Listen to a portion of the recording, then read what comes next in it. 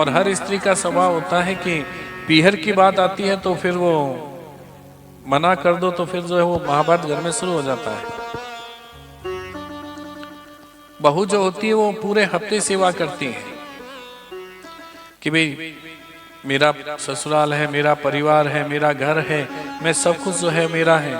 तो उस समय जो है वो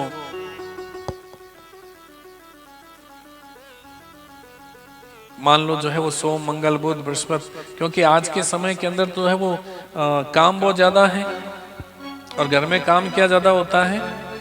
आज के समय में दो काम ज्यादा है। कौन कौन से हैं मालूम है? मैं बताता रहता हूं, आपको बताता रहूंगा। देखो यहां से आज घर में दो ही काम है, एक तो कपड़े धोने का और दूसरा जो है वो छोरो पढ़े टाबर पढ़े हमारे, दो ही तो काम है।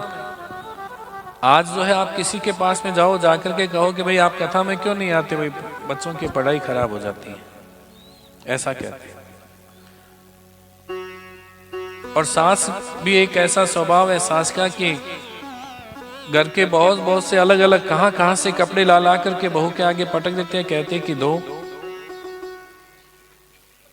कोई भी वार में जो है नहीं छोड़ रही है। एक दिन जो है वो पंडित जी घर में आ गए और बहू को कपड़े धोते हुए देखा।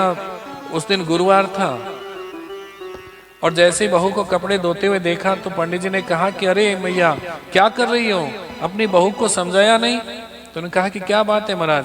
तो उन्होंने कहा कि अरे आज गुरुवार है और गुरुवार को कपड़े नहीं धोना चाहिए, कपड़े धोने से संपत्ति जो है वो चली जाती है, लक्ष्मी की कृपा नहीं रहती है, घर में जो है वो कलह रहने लग जाता है, व्यापार में घाटा लगने लग जाता है, इस कारण से गुरुवार को साबुन जो है नहीं लगाना चाहिए। तो उसी समय जो है सासू आई और कहा कि छोड़ बहू, आज के बाद गुरुवार को वस्त्र नहीं धोना है। तो बहू कहती है पंडित जी थारो भयो भयो भलो हो, कि कम से कम एक दिन तो जो है आपने बचाया मुझे। फिर सोचती है कि गुरुवार को कोई दूसरा काम तो है नहीं, केवल रोटी बनानी है, फटाफट रोटी बनाऊंगी और पीहर चली जाऊंगी।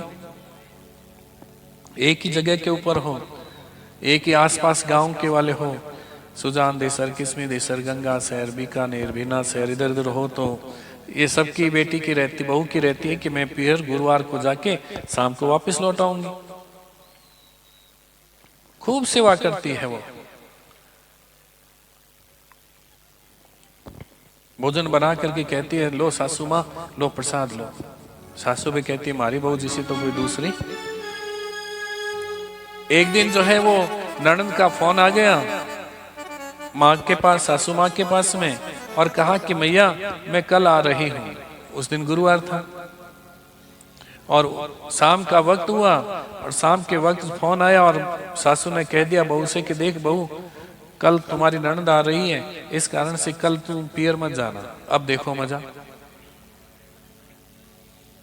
ननद को भी कल आना था, एक हफ्ते में दिन मिलता है, उसी दिन वो आ गई।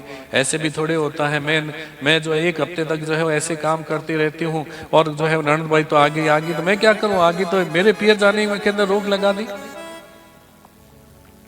आज शाम का भोजन बनेगा तो उस भोजन के अंदर आज जो है वो रस नहीं आएगा, वो मिठास नहीं आएगी, क्योंकि आटा गूंथते वक्त भी गाली निकल रही है, रोटी बेलते वक्त भी गाली निकल रही है, रोटी बनते हुए भी गाली निकल रही है और परोसते हुए भी। और हमेशा तो कहते हैं कि लो सासू माँ, और आज जो है थाली सीधी गई कि लो खा लो।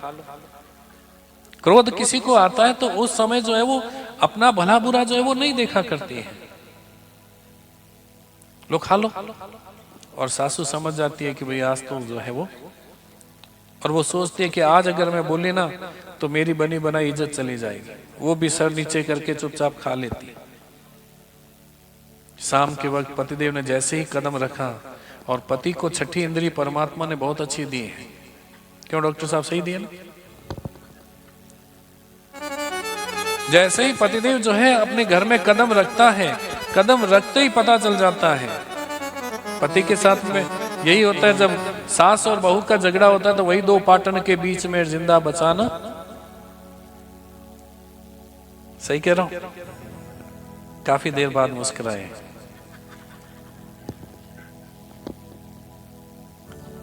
पतिदेव जैसे ही कदम रखता है तो उसी समय जो है पता चल जाता है कि आज कोई गड़बड़ है।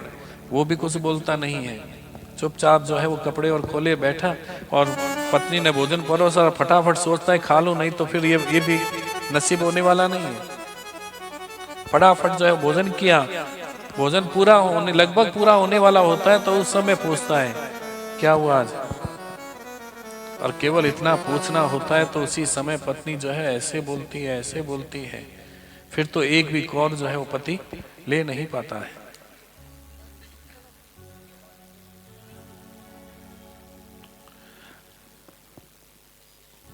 सती के साथ में भी ऐसा ही हुआ। सती मन में सोच रही है, दोनों कथाएं साथ में चलती रही, देख लो। सती के साथ में भी ऐसा ही हुआ। जो सती अपने पति का जो है खूब अच्छी प्रकार से ध्यान रखा करती थी, कथाएं सुना करती थी, और आज कह दिया कि भाई देखो हमें बुलावा नहीं है, निमंत्रण नहीं है, तुम्हें नहीं जाना है, तो उसी समय सती आसन से उठ करके खड़ी हो गई। क्रोध आ गया, और जब क्रोध आता है तो एक स्थान के ऊपर व्यक्ति नहीं बैठ सकता है। अब कभी अंदर कभी बाहर, कभी अंदर कभी बाहर। एक फर्क होता है स्त्री और पुरुष में, हमेशा ध्यान रखना। स्त्री को क्रोध आएगा वो अंदर की तरफ दौड़ती है, और पुरुष को क्रोध आता है तो वो बाहर की तरफ दौड़ता है। आप अनुभव करना, आपने किया भी होगा, देखा भी होगा, समझना कि जब स्त्री को क्रोध आता है तो वो एक कमरा होता है, कमरे में एक ओरा होता है, और ओरे के अंदर पलंग, पलंग के ऊपर जो है तकिया रखा होता है, उसी तकिए के अंदर अपना सर रख करके, तकिए के नीचे सर रख करके वो खूब रोती है।